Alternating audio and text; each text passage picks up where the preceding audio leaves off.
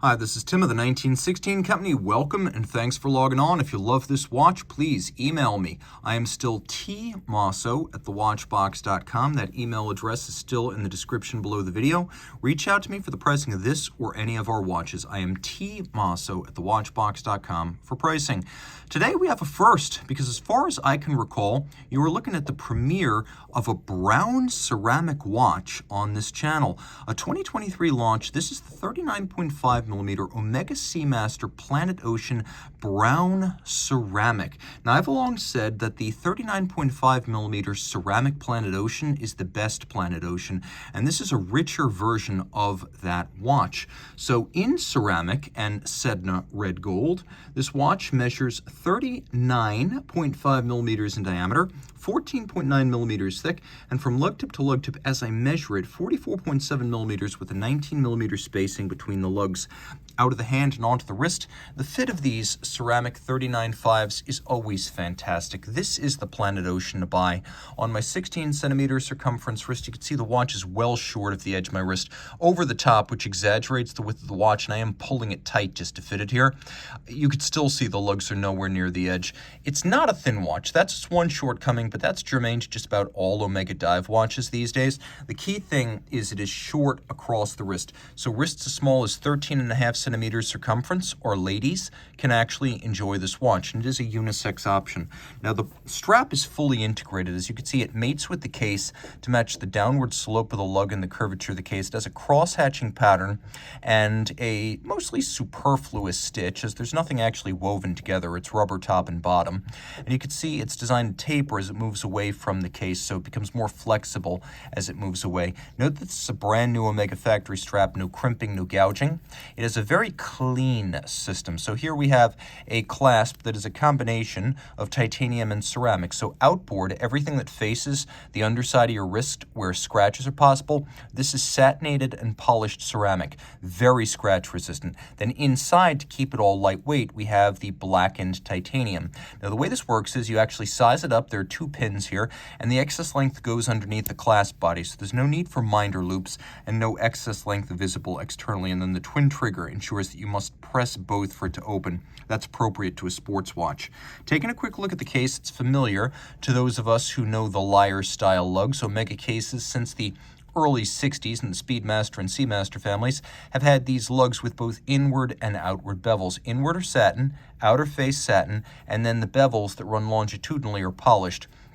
And it would be really easy, especially on YouTube if you're watching this on a phone, to mistake this for black ceramic. It is not. It has a deep, dark chocolate color to it, and that is making me hungry as I describe it. The Sedna red gold, which you can see hallmarked on the bezel right there, is a beautiful color complement that matches well. We have the helium escape valve in media blast and polish. You can see that the bezel features media blasted recesses, polished knurling, and then the underside of it has been satinated. It is a very precise and highly refined 120 click action. And what I like here is that unlike the Diver 300 meter, you have a very sharp knurling that's easy to grip even when your hands are wet, sweaty, or gloved. You've got a piece of Ceragold, that is the insert to the bezel. So the gold is bonded to the brown ceramic and can never separate. It's a material Omega calls Ceragold, and Watch Group uses across its premium brands. Now you can see that the dial is fully loomed, including all 3 hands. The seconds hand, critically, is visible, so you know in low light conditions like a dive that your dive watch is still ticking. And you can see that the bezel pearl and the minute hand, which need to be judged against each other quickly, they're easy to distinguish from the rest of the dial because they are the sole green loomed components. Jumping back, we have rose gold features on this dial. Applied Omega marquee and logo. We have tri-Arabic numerals in rose gold, and then applied rose gold hour indices.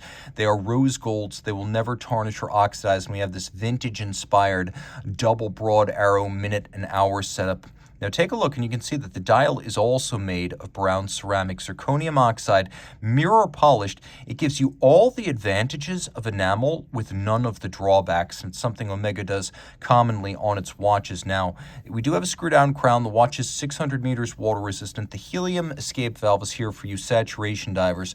So if you're going to use exotic gas mixtures and unusual professional grade environments, sometimes helium can get inside your watch if you open this valve before you dive. Then when the internal pressure exceeds external by 2 to 3 bar, the helium can egress without blowing out the seals or the crystal. Now we have 2 subsidiary setting modes. Of course, this is a screw down crown here. So we've got one which is stop seconds, so you can stop the seconds hand and synchronize against a reference time.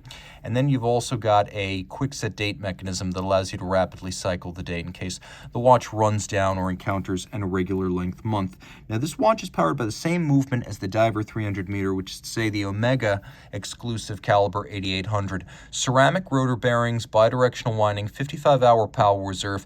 It's effectively amagnetic, so it's a master chronometer. So it has been tested in 6 positions as a fully cased up watch. Remember, COSC is only 5 positions as a bare movement. So here we have a chronometry test that exceeds the COSC because it's 6 positions, fully cased up. But we also have water resistance, shock resistance, anti-magnetism, winding efficiency, and power reserve. A master chronometer goes through a test devised by the Swiss Federal Institute of Metrology. And lest you think Omega is the fox guarding the hen house, giving itself a certification that it helped create, anyone can certify a master chronometer. It's an open standard. In fact, Tudor is currently doing that on the black base. So other features of this movement, coaxial escapement. So invented by George Daniels in 1974, adopted by Omega in the 90s, and now perfected. It is a double impulse, direct and indirect impulse system.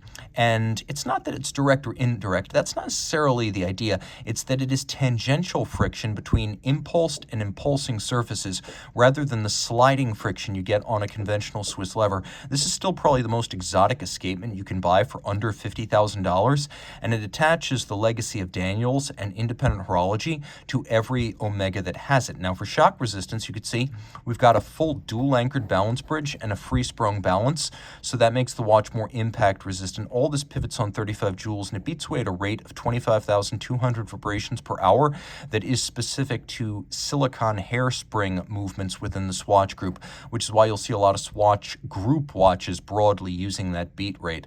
You can also see we have arabesque or swirled, spiraled Côte de Genève across rotor and bridges, and a combination of both polished and blackened screws with a media blasted base plate. You might be wondering, what is this Naiad lock business on the caseback? Well, the Planet Ocean Deep Brown that you're looking at right here includes a caseback that is designed to align top to bottom perfectly every time. So Naiad lock historically during the 60s dealt with an experimental and not altogether successful crown design for dive watches that Omega created. Today, Naiad lock on a watch like this means that the caseback always aligns top to bottom perfectly, and you can see the case of this Planet Ocean Deep Brown, also zirconium oxide. Reach out to Team Mosso at thewatchbox.com for purchase and pricing details.